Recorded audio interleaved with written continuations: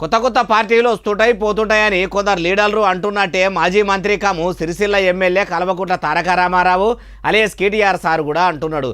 మరి ఇప్పుడు ఏ కొత్త పార్టీ గురించి పార్టీలు వస్తుంటాయి పోతుంటాయి అని అన్నాడంటారా? మీకు కూడా తెలవాలంటే ఆయన మాటలనే ఇనుండ్రిగో. అయ్యా కల్వకుంట్ల తారక రామారావు సారు ఇక పార్టీల ప్రస్తావన ముంగటెయ్యిండ్రి. పార్టీలు వస్తుంటాయి పోతుంటాయి, అది పెద్ద ఇష్యూ కాదు. చాలా పార్టీలు వచ్చినాయి, చాలా పార్టీలు పోయినాయి. అది సరే కానీ ఇప్పుడు ఈ ముచ్చట ఎందుకు ముంగట చేసుకుండ్రో అది చెప్పుండ్రి. 25 ఏళ్ళు పూర్తి చేసుకున్న పార్టీ మేము, కాబట్టి మేము ఫోకస్ చేసేది ఈ దేశంలో 25 ఏళ్ళు పూర్తి చేసుకున్న పార్టీలు వేళ్ల మీద లెక్క దగ్గబెట్టే సంఖ్యలో ఉంటాయి. అంటే దేశంలో మీ పార్టీ అంతా తోపు పార్టీ లేదా అంటారు, అంతే కదా సారు? ఇక చెప్పుండ్రి. నాకు తెలిసి మన రాష్ట్రంలో అయితే ఒక టీడీపీ, తర్వాత టీఆర్ఎస్, ఇంకే వేరే పార్టీలు ఏం లేవు. ఇప్పుడున్న బీఆర్ఎస్, అప్పుడు టీఆర్ఎస్గా పుట్టింది, ఇప్పుడు బీఆర్ఎస్. కాబట్టి పెద్ద పట్టించుకోదగ్గ విషయం ఏం కాదు.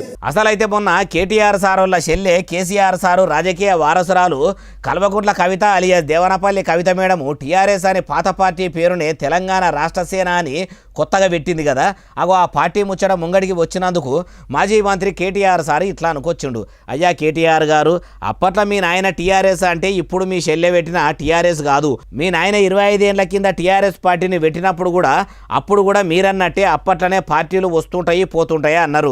ఎన్నో పార్టీలు నడవలనే వచ్చి నడవలనే నడపలేక కళ్ళబడకుండా పోయినాయి. అంతేందుకు 25 ఏళ్ల ఉద్యమం టైంలో మీ పార్టీకి ఎంత పతారుండే, అధికారంలోకి వచ్చినాక 10 ఏళ్లలో ఎంత పతారుండే, ఇప్పుడు చూస్తుంటే ఎట్లున్నది? మీ పార్టీలు కూడా ఎప్పుడు ఎట్లుంటాయో కూడా ఎవరు చెప్పలేరు. మీ పార్టీ గురించి కూడా మీ లెక్కనే వేరే పార్టీల లీడర్లు కూడా పెద్దగా పట్టించుకోరు కావచ్చు అంటుర్రు ఈ ముచ్చటిన్నోళ్ళు.